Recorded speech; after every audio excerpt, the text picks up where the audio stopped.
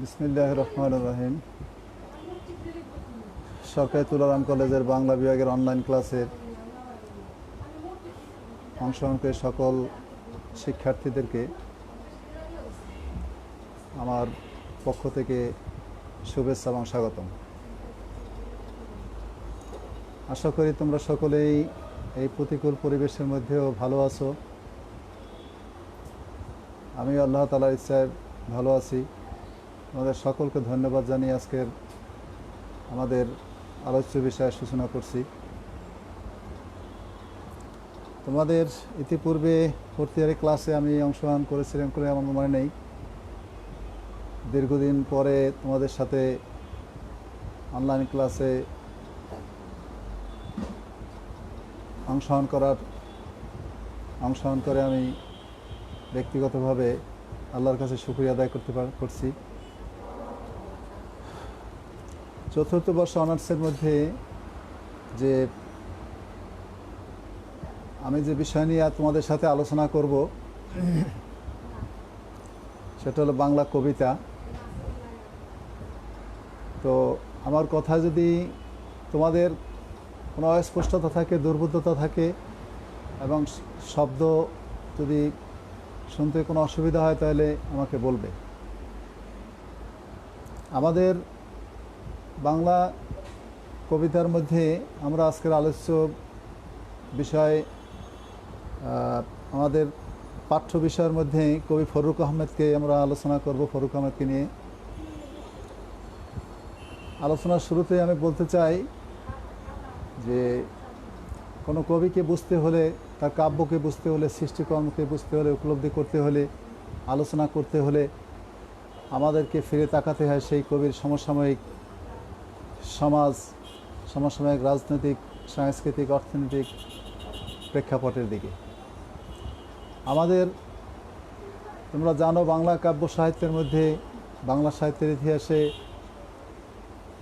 যখন রবীন্দ্রনাথ ঠাকুরের রবির আলোকে গোটা বিশ্ব আলোকিত হয়ে গেল, ঠিক সেই মুহূর্তে বাংলা সাহিত্যে নজরুল এসে বিদ্রোহের ঝান্ডা নিয়ে বাংলা সাহিত্যে প্রবেশ করলেন এবং নজরুল বলয় থেকে একটি ভিন্ন রাজপথ তৈরি করলেন। যখন রবীন্দ্রনাথ এবং নজরুলের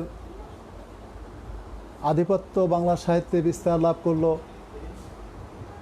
ঠিক সেই মুহূর্তে আমরা ৩০-৭০ কিছু কবিদেরকে আমরা পাই যারা রবীন্দ্র এবং নজরুল বলয় থেকে সম্পূর্ণ আলাদা হয়ে তারা আধুনিকতার ঝান্ডা নিয়ে সাহিত্যে আত্মপ্রকাশ করলেন। সেই ৩০-৭০ কবিদের সম্পর্কে তোমরা জানো। সেই জীবনানন্দ দাশ, অমেয় চক্রবর্তী, সুধীন্দ্রনাথ দত্ত, বিষ্ণুদে। তো ঠিক সেই মুহূর্তে আরও একজন কবিকে আমরা চিনি বা জানি বাংলা সাহিত্যে, যাকে পল্লী কবি হিসাবে আমরা জানি, জসীমউদ্দীন। ঠিক সেই মুহূর্তে জসীমউদ্দীন আসলেন, বাংলা সাহিত্যে একটি ভিন্ন পথ তৈরি করলেন, যা রবীন্দ্র বলয় থেকে, নজরুল থেকে এবং ৩০-৭০ কবিদের যে বিষয় ভাব থেকে সম্পূর্ণ আলাদা হয়ে বাংলা সাহিত্যে আত্মপ্রকাশ করলেন পল্লী কবি জসীমউদ্দীন। ঠিক পরবর্তী সময়ে আমরা বাংলা সাহিত্যে যে সমস্ত কবিদেরকে পাই, এখানে একটি বিষয়ে আলোচনা করতে হয় যে প্রথম বিশ্বযুদ্ধোত্তর এবং দ্বিতীয় বিশ্বযুদ্ধের সময়ের যে শুধু ভারতবর্ষেই নয়, গোটা বিশ্বে যে অন্যায় অত্যাচার, অবিচার, জুলুম, নির্যাতন, হতাশা, ব্যর্থতা আমরা দেখেছি। সেই বিপন্ন, বিধ্বস্ত, হতাশাগ্রস্ত মানব জাতির কল্যাণের জন্য, মানব জাতির মুক্তির জন্য যে সমস্ত কবি সাহিত্যিক তার সৃষ্টিকর্মের মধ্যে দিয়ে মানবতার সেই চিত্রগুলো তুলে ধরার চেষ্টা করছেন, তাদের মধ্যে কবি নজরুলকে আমরা পাই।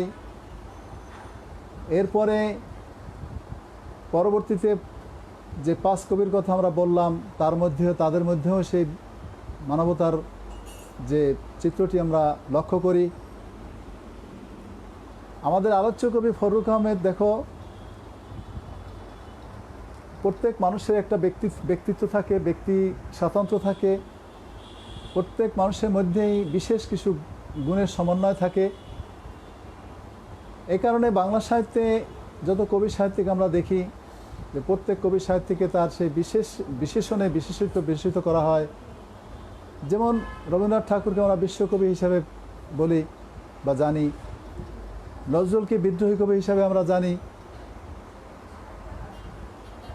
জসীমউদ্দীনকে পল্লী কবি হিসাবে আমরা জানি, শামসুর রহমানকে নাগরিক কবি হিসাবে জানি।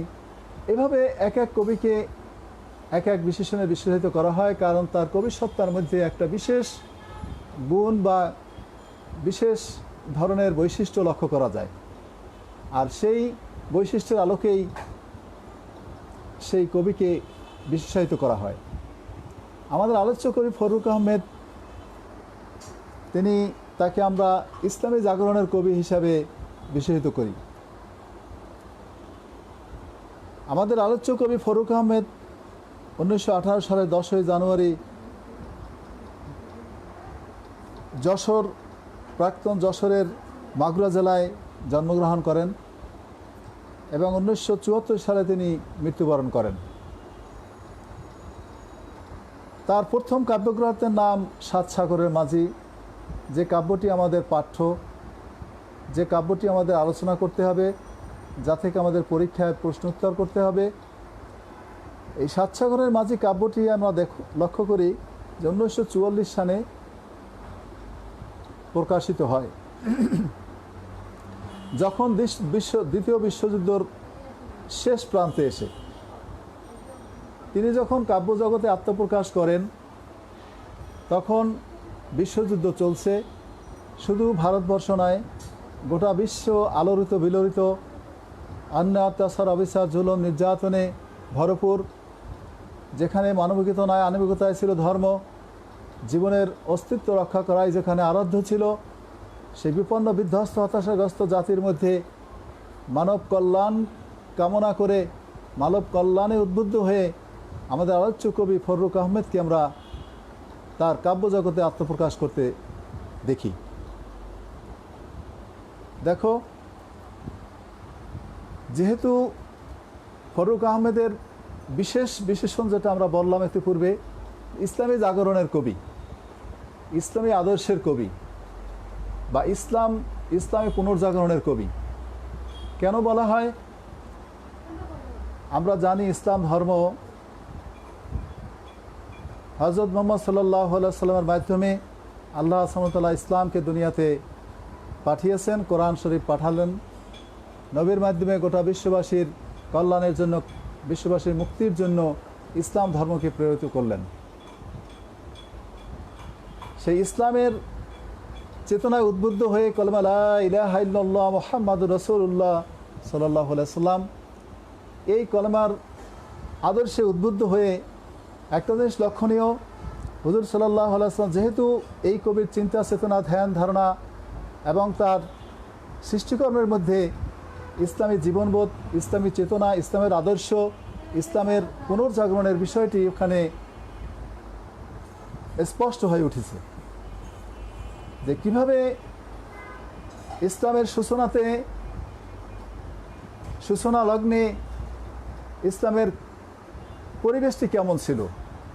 একটু তারও যদি পূর্বে আমরা যাই, যে আমাদের মহানবী, শ্রেষ্ঠ নবী হযরত মুহাম্মদ সাল্লাল্লাহু আলাইহি সাল্লামকে দুনিয়াতে আল্লাহ তাআলা প্রেরণ করার পূর্বে যে আরব, যে মক্কা মদিনা, যে মক্কা শরীফ আল্লাহ তাআলার ঘর ছিল, আল্লাহ তাআলার ঘরে যেখানে ইবাদত করা হতো, সেই ঘরে 360টি মূর্তি উঠে গেছে এবং মানুষের মারামারি, কাটাকাটি, হানাহানি, অন্যায়, অত্যাচার, অবিচার, জুলুম, নির্যাতনে পর্যবেসিত হয়েছে বলে কন্যা সন্তান জন্মগ্রহণ করলে তাদেরকে এরকম জ্যান্ত কবর দেওয়া হতো বলে সামান্য বিষয়কে কেন্দ্র করে যুগের পর যুগ ধর্ম এবং গোত্রের মধ্যে মারামারি, কাটাকাটি, হানাহানি চলছিল।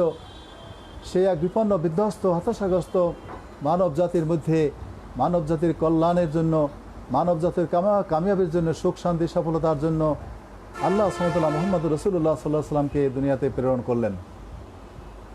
তিনি এই কালেমা লা ইলাহা ইল্লাল্লাহ মুহাম্মাদুর রাসূলুল্লাহ সাল্লাল্লাহু আলাইহি সাল্লাম যে আল্লাহর একাত্মবাদের কলেমা নিয়ে আসলেন, আল্লাহ ছাড়া কোনো মাবুদ নাই এবং আমি মুহাম্মদ রাসূলুল্লাহ সাল্লাল্লাহু আলাইহি সাল্লাম আল্লাহ তাআলার প্রেরিত রাসূল। এই কলেমার আদর্শকে এই কলেমাকে যারা কবুল করেছে, আল্লাহ তাআলাকে রব বলে স্বীকার করেছে, কলেমার হাকিকতকে তারা উপলব্ধি করছেন এবং মুহাম্মদ রাসূলুল্লাহ সাল্লাল্লাহু আলাইহি ওয়াসাল্লামকে নবী বলে স্বীকার করেছেন এবং কোরআনের আদেশকে আদেশ, নিষেধকে নিষেধ বলে গ্রহণ করেছেন বলে সেই সমস্ত মানুষগুলো সোনার মানুষে পরিণত হয়েছিল। যে মানুষগুলো ছিল আরবের মধ্যে নিকৃষ্ট, যে মানুষগুলো ছিল সবচেয়ে খারাপ, বলে আইমে জাহেলিয়ার যুগ বলা হতো, অন্য কোনো দেশ বা জাতি তাদেরকে শাসন করতে চাইতো না, সেই মানুষগুলো এই ইসলামের আদর্শে অনুপ্রাণিত হয়ে আল্লাহ প্রদত্ত এই কোরআনের বাণীতে উদ্বুদ্ধ হয়ে মুহাম্মদ রাসূলুল্লাহ সাল্লাল্লাহু আলাইহি ওয়াসাল্লামের আদর্শে অনুপ্রাণিত হয়ে সেই মানুষগুলোই যখন এই কালেমা লা ইলাহা ইল্লাল্লাহ মুহাম্মাদুর রাসূলুল্লাহ সাল্লাল্লাহু আলাইহি ওয়াসাল্লাম বলে গ্রহণ করলো, ইসলামের আদর্শকে কবুল করে নিল এবং আল্লাহ তাআলার সাথে সম্পর্ক কায়েম করলো, দেখা গেল যে সেই মানুষগুলো সোনার মানুষে পরিণত হয়েছে। বলে পৃথিবীতে ওইরকম আদর্শবান মানুষ আর আসবে না। এবং সেই যে ইসলামের এক স্বর্ণযুগ, রাসূল সাল্লাল্লাহু আলাইহি ওয়াসাল্লামের জীবদ্দশাতেই সারা দুনিয়াতে ইসলামের এই কলেমার আলোতে আলোকিত হয়ে গেল, মানব জাতি কল্যাণের পথে আসলো, মানব জাতি অন্যায় অত্যাচার অবিচার জুলুম নির্যাতন থেকে মানুষকে ন্যায় সত্য এবং নিষ্ঠার পথে উদ্বুদ্ধ করে নিয়ে আসলো এবং সারা দুনিয়াতে ইসলামের এক জয় জয়কার, এক শান্তি প্রতিষ্ঠা হলো। আমাদের আলোচ্য কবি ফারুক আহমেদ তিনিও সেই ইসলামের যে অতীতের ইতিহাস এবং ঐতিহ্যকে স্মরণ করে যাতে গোটা বিশ্বে, গোটা মানব জাতির মধ্যে আবার সুখ শান্তি সফলতা ফিরে আসে, এ কারণে তিনি তার এই চেতনা, তার এই ভিতরের অনুপ্রেরণা কাব্যাকারে কবিতার মাধ্যমে তিনি প্রকাশ করার চেষ্টা করছেন। আমাদের আলোচ্য কবি ফারুক আহমেদ তার আলোচ্য পাঠ্য কাব্যটি সাত সাগরের মাঝি 1944 সালে প্রকাশিত হয় এবং এই কাব্যটি মহাকবি ইকবালের নামে তিনি উৎসর্গ করেন। তার সৃষ্টিকর্মের মধ্যে আমরা অনেকগুলো কাব্য এবং কাব্যনাট্য এবং কাহিনী কাব্য শিশুতোষ পাই। তার মধ্যে প্রথম যে কাব্যটি সেটি আমাদের পাঠ্য।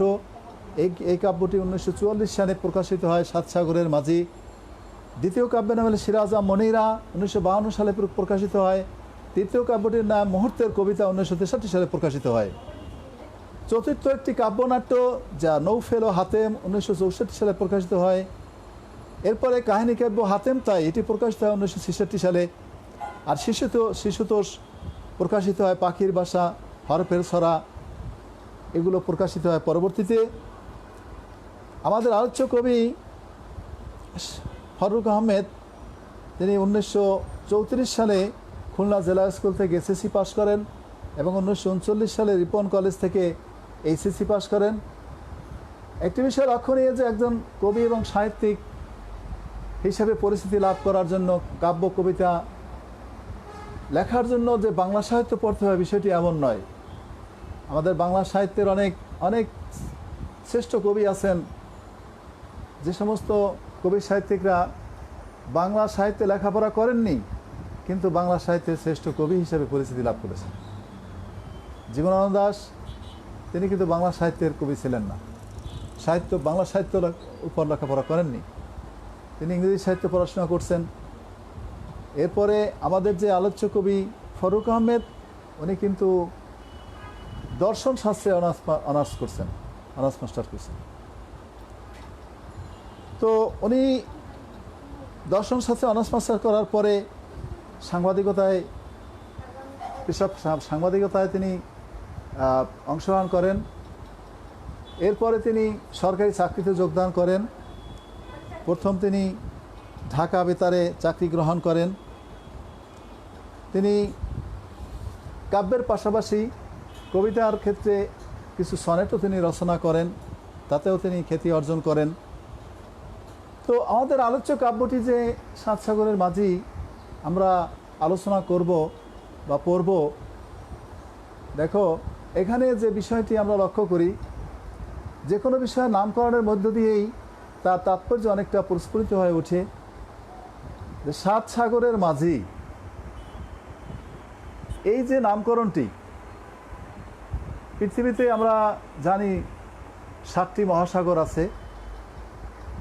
এই ব্যাখ্যাটা বা বিশ্লেষণটা এটা আমি ব্যক্তিগতভাবে বলছি, সব সমালোচক এভাবে আলোচনাও করেননি।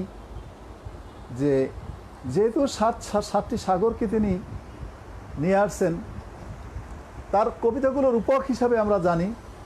রূপক কবিতা কাকে বলা হয় বা কবিতাই বা কাকে বলা হয়? দেখো, কবিতা বলে এক, প্রকাশ করে অন্য এক। রূপকের মাধ্যমে একটা দৃষ্টান্তের মাধ্যমে কবি বোঝাতে চেষ্টা করেন। তো এই কাব্যের যে নামকরণের যে বিষয়টা আমি বলছিলাম, যে সাত সাগরের মাঝি, মাঝি কোনো নৌকার কর্ণধারকে মাঝি বলা হয়। তো সাত সাগর কেন এখানে নামকরণ করা হলো? যেহেতু আমার মনে হয় পৃথিবীতে 7টি সাগর আছে, 7টি মহাসাগর আছে বলে, যেহেতু তার যদিও বিভিন্ন সমালোচক তাকে শুধু ইসলামী জাগরণের কবিই বলেছেন, কিন্তু আমার দৃষ্টিকোণ থেকে, ব্যক্তিগত দৃষ্টিকোণ থেকে শুধু মুসলমানদেরকে এখানে নির্দেশ করা হয়নি, মনে হয় গোটা বিশ্ববাসীকে তিনি সভ্যতার, মানবতার, শান্তির দিকে নিয়ে আসার চেষ্টা করেছেন। তো সেই হিসাবে এই যেহেতু সময়টা ছিল প্রথম বিশ্বযুদ্ধের পরে এবং দ্বিতীয় বিশ্বযুদ্ধ চলাকালীন সময়ে, কবি সারা দুনিয়ার মানুষের দুঃখ দুর্দশা, হতাশাগ্রস্ত মানুষের দুঃখ কষ্ট হতাশা, এগুলো তিনি বাস্তবে উপলব্ধি করেছেন, দেখেছেন, এবং তার অভিজ্ঞতা দিয়ে তিনি এই বিপন্ন বিধ্বস্ত হতাশাগ্রস্ত মানব জাতির মুক্তির জন্য, কল্যাণের জন্য, শান্তি প্রতিষ্ঠার জন্য তিনি 7টি মহাসাগরকে কল্পনা করে 7টি সাগরের 7জন মাঝির, 7টি নৌকার মাঝির সাথে মাঝিকে রূপক হিসাবে কল্পনা করে যে 7টি মহাদেশের 7জন নেতৃত্ব দরকার, লিডারশিপ দরকার, যেই নেতৃত্বের দ্বারা, যেই ন্যায়নিষ্ঠ, সঠিক এবং যোগ্যতা সম্পন্ন নেতৃত্বের দ্বারা এই বিপন্ন বিধ্বস্ত হতাশাগ্রস্ত মানব জাতিকে, মুসলমান জাতিকে ন্যায় সত্য কল্যাণের দিকে নিয়ে আসবে, তারই রূপক হিসাবে এই 7 সাগরের মাঝির এই কাব্যের মধ্যে কবিতাগুলোর আমরা ব্যাখ্যা বিশ্লেষণ আমরা লক্ষ্য করি। এখানে যে বিষয়টি আমি আলোচনা করতে চাচ্ছি, যে এই কাব্যের যে পটভূমি, ব্যাকগ্রাউন্ড, সেটি কি? যেহেতু কাব্যটি 1944 সালে প্রকাশিত হয়, আমরা সকলেই জানি দ্বিতীয় বিশ্বযুদ্ধ 1939 সালে শুরু হয় এবং 45 সালের দিকে শেষ হয়। তো এই যে তখন দ্বিতীয় বিশ্বযুদ্ধ চলছে, যুদ্ধ মানেই অশান্তি, যুদ্ধ মানেই মানুষের মধ্যে দুঃখ কষ্ট হতাশা ব্যর্থতাকে এরকম আরও বেশি দুরূহ করে তোলে, জীবনকে অতিষ্ঠ করে তোলে। তো এই যে মানবতার বিপর্যয়, এই যে মানুষের যে মারামারি কাটাকাটি হানাহানি বলে, এই এক বিপন্ন বিধ্বস্ত পরিবেশ থেকে গোটা মানব জাতিকে, বিশেষ করে ইসলামকে এবং মুসলমান জাতিকে, তাদের যে অতীতের ইতিহাস এবং ঐতিহ্য, হারিয়ে যাওয়া যে সম্মান, হারিয়ে যাওয়া যে শক্তি, পাওয়ার, ক্ষমতা এবং যে নীতি, যে সত্য, ন্যায়, নিষ্ঠতা, সেই হারিয়ে যাওয়া মুসলমানের যে ইতিহাস এবং ঐতিহ্য যাতে পুনরায় ফিরে পেতে পারে, পুনরায় আবার সেই যে অতীতের সেই সাহাবীদের জীবনের, হুজুর সাল্লাল্লাহু আলাইহি ওয়াসাল্লামের পরবর্তী জীবনে যখন মানুষ আল্লাহ তাআলার প্রদত্ত এই কোরআনকে জীবনের বিধান হিসাবে, এই কোরআনের আদর্শকে যখন মানুষ গ্রহণ করে সারা বিশ্বের মধ্যে মানুষের কাছে ছড়িয়ে দিয়েছিল, এবং মানুষ যখন ইসলামের চেতনায় উদ্বুদ্ধ হয়ে,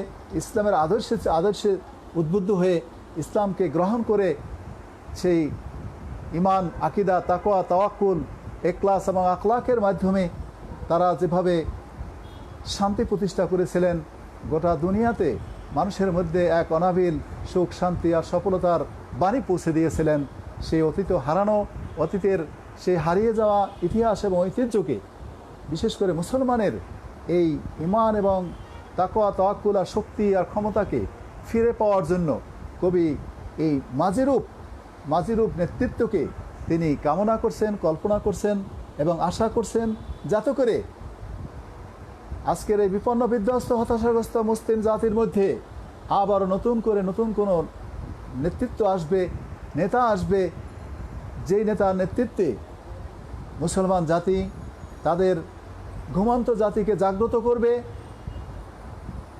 ঝিমিয়ে পড়া মুসলমানকে, দুর্বল হওয়া ঈমান হারা মুসলমানকে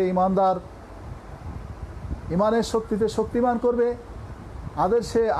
আদর্শবান করবে এবং চেতনায় উদ্বুদ্ধ করে, যাতে নতুন এক জাতির নতুন এক সুখ, শান্তি এবং সফলতার দিকে এগিয়ে নিয়ে যেতে পারে, এই কল্পনা, এই ইচ্ছা, কামনা, বাসনা এবং প্রত্যাশা নিয়ে কবির এই সাতসাগরের মাঝি কাব্যের অবতারণা। সুতরাং সাতসাগরের মাঝি এই কাব্যের মধ্যে মোট 19টি কবিতা আমরা লক্ষ্য করি। এই 19টি কবিতার মধ্যে যে প্রথম যে ধারার কবিতাগুলো, তার মধ্যে অতীতের যে ঐশ্বর্য, ইতিহাস, এটি প্রকাশিত হয়েছে সিন্দাবাদ কবিতার মধ্যে, 12 দরিয়ার শেষ রাত্রি, এই সমস্ত কবিতার মধ্যে, বন্দরে সন্ধ্যা, এই সমস্ত কবিতার মধ্যে আমরা মুসলিম জাতির ইতিহাস এবং ঐতিহ্যের পরিচয় পাই। অতীতের গৌরবের যে গৌরব গাথা, অতীতের মুসলমানদের মধ্যে যে ঈমান, আমল, তাকওয়া, তাওয়াক্কুল এবং ইখলাস এবং আখলাক ছিল, যে আদর্শ ধারণ করে তারা গোটা বিশ্বে এক শ্রেষ্ঠ জাতি হিসেবে পরিচিতি লাভ করেছিল বলে, সেই ইতিহাস এবং ঐতিহ্যের আলোকে যে সমস্ত কবিতা কবি লিখেছেন, তার মধ্যে যে ইতিহাসের গৌরবের কথা প্রকাশ পেয়েছে যে সমস্ত কবিতায়, তার মধ্যে আমরা পাই আকাশ কবিতা, নাবিক, স্বর্ণ ঈগল, তুফান, পাঞ্জেরি। এই যে পাঞ্জেরি একটি কবিতা, বিখ্যাত কবিতা ফরুক আহমেদের, তোমরা আমার কথা সবাই শুনতে পাচ্ছ? পাঞ্জেরি এটাও একটি রূপক কবিতা। পাঞ্জেরি শব্দের অর্থ হলো আলোকবর্তিকা। মানুষ অন্ধকারে চলতে পারে না,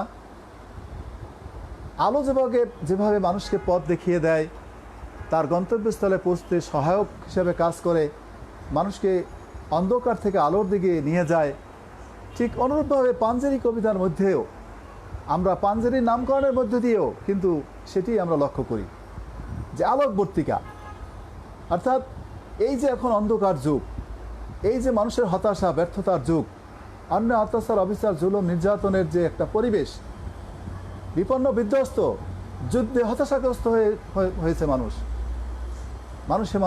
মারামারি, কাটাকাটি, হানাহানি, অন্যায়, অত্যাচার, অবিচার চলছে বলে এই অন্ধকারময় পরিবেশের মধ্যে এমন এক আলোকবর্তিকার প্রয়োজন, যে আলোকবর্তিকার মাধ্যমে বলে মুসলমান জাতি অন্ধকার থেকে আলোর দিকে অগ্রসর হবে। রাত পোহাবার কত দেরি পাঞ্জেরি, এই যে কবিতার লাইন,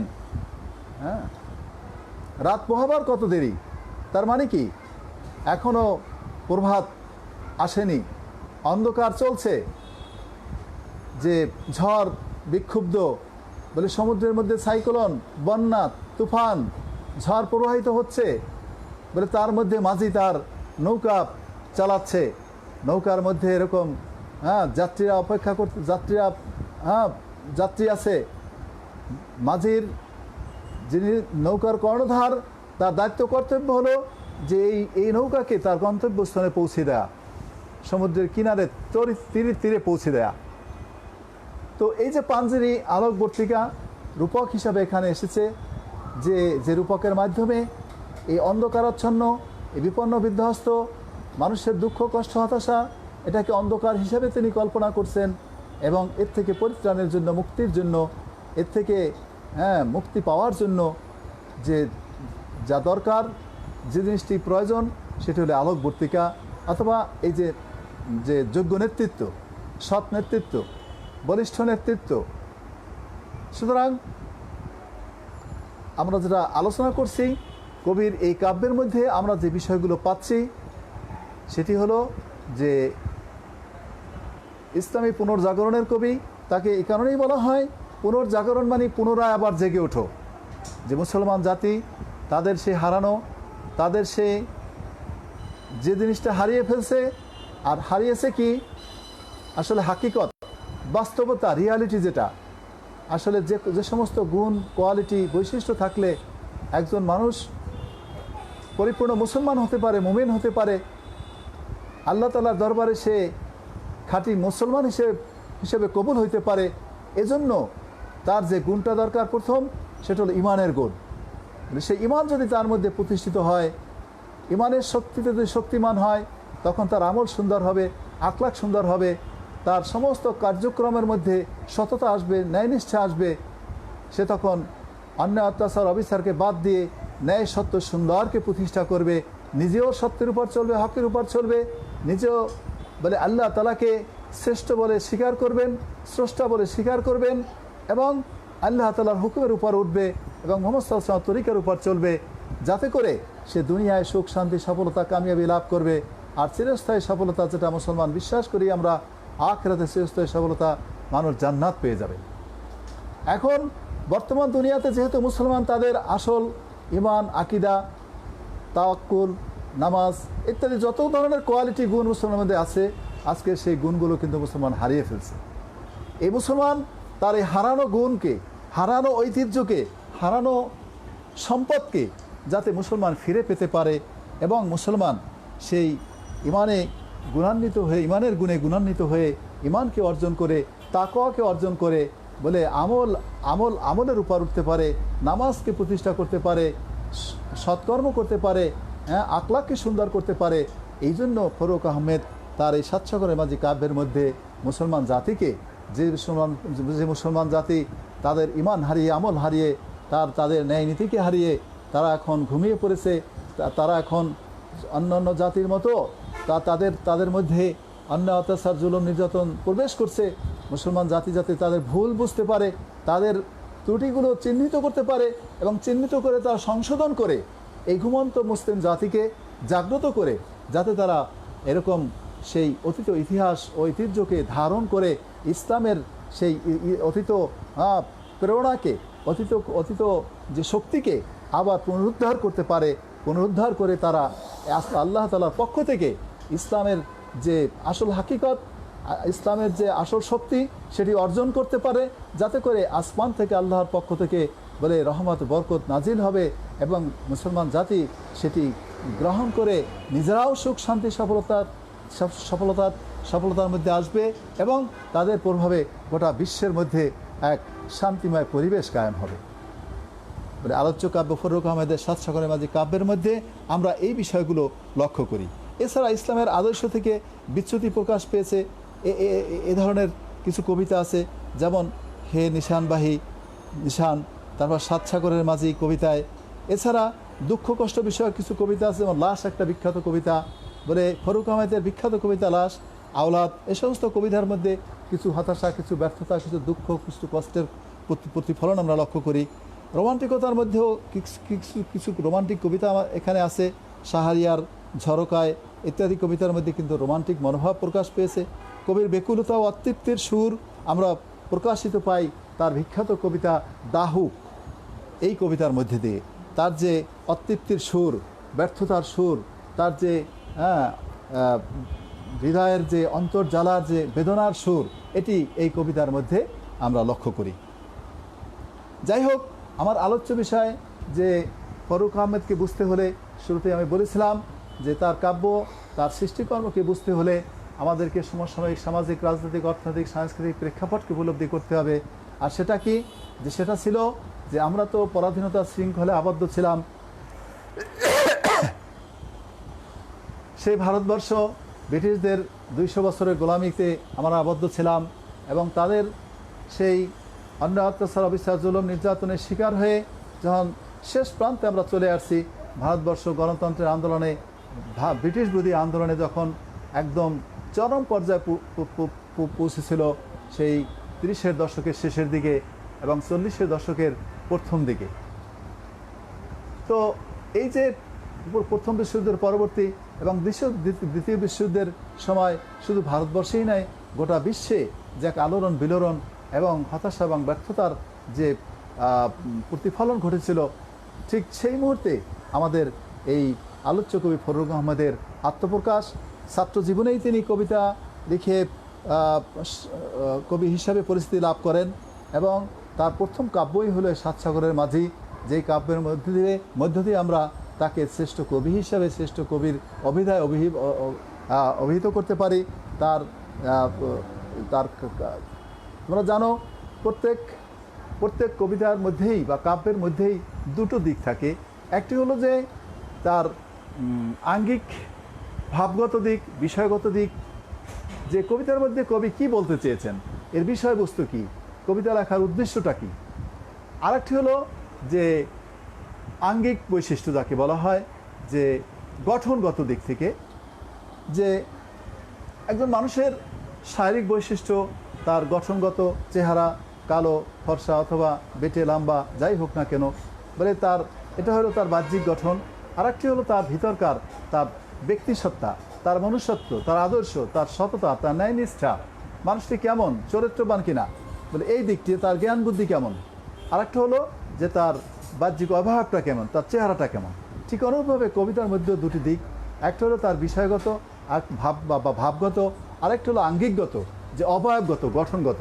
যে কবিতার সৃষ্টির ক্ষেত্রে কবিতার যে সকল গুণাবলীর সমন্বয়ে কবিতা হয়, যে সকল শব্দ ব্যবহার, ছন্দ, উপমা, রূপক, উৎপ্রেক্ষা বলে ইত্যাদির সমন্বয়ে যখন একটি শ্রেষ্ঠ কবিতা হিসাবে কবি প্রকাশ করেন, তখনই এবং সাথে সাথে সেই আঙ্গিক বৈশিষ্ট্যের পাশাপাশি তার ভাব, এই দুটোর সমন্বয় যখন হয় এবং দুটোর মধ্যেই যখন এক তো ভাবগত দিক থেকে একটি গুরুত্বপূর্ণ বিষয় থাকে, ভাব থাকে, পাশাপাশি সেই ভাব প্রকাশ করতে গিয়ে যে শিল্প, যে শৈল্পিক বিষয়টি, এখানে আঙ্গিক বিষয়টি যেটা, যে এই কবিতার শব্দ ব্যবহার কেমন, এই কাব্যের মধ্যে যে শব্দ ব্যবহার করা হয়েছে সেই শব্দগুলি কেমন, তারপরে অনুপ্রাস আছে কিনা, তারপরে এর ছন্দ কেমন, এর উপমা কেমন, উৎপ্রেক্ষা কেমন, রূপক ইত্যাদি ইত্যাদি, অর্থাৎ এক কথায় বাহ্যিক অবয়ব বা আঙ্গিক বৈশিষ্ট্য বা অবকাঠামোগুলো। এদিক থেকে আমরা দেখি ফররুখ আহমেদকে তার শব্দ ব্যবহারের ক্ষেত্রে কবি ফররুখ আহমেদের যে বিদেশি শব্দ এবং ইসলামী আরবি ফার্সি শব্দের ব্যাপক তিনি ব্যবহার করেছেন, দেশি শব্দও ব্যবহার করছেন। সর্বোপরি সার্বিক বিচার বিশ্লেষণ করলে আমাদের এই আলোচ্য কাব্য সাত সাগরের মাঝি ফররুখ আহমেদের লেখা, যা 1944 সালে প্রকাশিত হয়, এর ভাব এবং বিষয়গত দিক থেকে সার্বিক বিচারে এটি একটি শ্রেষ্ঠ কাব্য। আর বিষয়ের দিক থেকে যা বললাম সেটা হলো যে এক হলো ইসলামী জাগরণের কবি তাকে বলা হয়, ইসলামী ঐতিহ্যের কবি, ইসলামী পুনর্জাগরণের কবি। পাশাপাশি আমি আরও একটু সংযোজন করতে চাই, এটি হয়তো তোমরা কোনো সমালোচনা বইতে পাবে কিনা সন্দেহ, শুধু ইসলামকে কেন্দ্র করে বলা হয়েছে ঠিকই, কিন্তু এর পিছনে কিন্তু গোটা মানব জাতির একটি কল্যাণ কামনাও নিহিত রয়েছে। কারণ সাত সাগর এবং এই নেতৃত্বকে গোটা বিশ্ব মানবতাকেই তিনি মূলত চিহ্নিত করার চেষ্টা করছেন বা নিয়ে আসার চেষ্টা করছেন, মানব জাতি যাতে সুখ, শান্তি, সফলতা, কামিয়াবি এবং তার চিরস্থায়ী সফলতা পেতে পারে। এই জন্য তার এই চেতনা, তার এই উপলব্ধি তার কাব্যাকারে তিনি প্রকাশ করার চেষ্টা করেছেন। তো আজকের এই আলোচনার মধ্যে তোমাদের যদি কোনো কিছু জিজ্ঞাসা থাকে, কোনো প্রশ্ন থাকে, দুর্বোধ্যতা বা কোনো অস্পষ্টতা থাকে, তাহলে প্রশ্ন করতে পারো। দ্বিতীয় হলো যে পরবর্তী ক্লাসে আমি যেহেতু কাব্য পড়াবো, সাথে সাথে হয়তো নাটকও পড়াতে পারি। আমাকে যেটা দেওয়া হয়েছে, লেখা হয়েছে, বিশেষ করে পাশ্চাত্য সাহিত্যের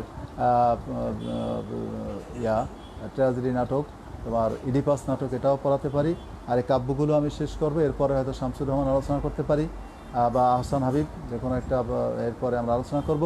এই কাব্যের মধ্যে মোটামুটি স্বল্প সময়ের মধ্যে, যেহেতু আমরা বেশি ক্লাস পাবো না, অল্প ক্লাসের মধ্যে তোমাদেরকে একটা ধারণা দেওয়ার চেষ্টা করেছি। তোমরা কাব্যটি পড়ো, এর সমালোচনা পড়ো।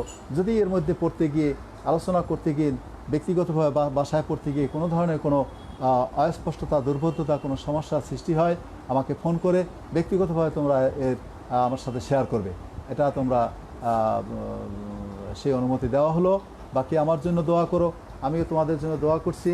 তোমরা আজকের ক্লাসে যারা শেয়ার করছো, অংশগ্রহণ করছো, সকলকে আমার পক্ষ থেকে ধন্যবাদ জানাচ্ছি, শুভেচ্ছা জানাচ্ছি, স্বাগত জানাচ্ছি। এই করোনা সময়কালীন যে প্রতিকূল পরিবেশের মধ্যে সবাই সতর্ক থাকো, ভালো থাকো, সুস্থ থাকো, এই কামনায় আজকের ক্লাস এখানেই সমাপ্তি ঘোষণা করছি। আল্লাহ হাফেজ।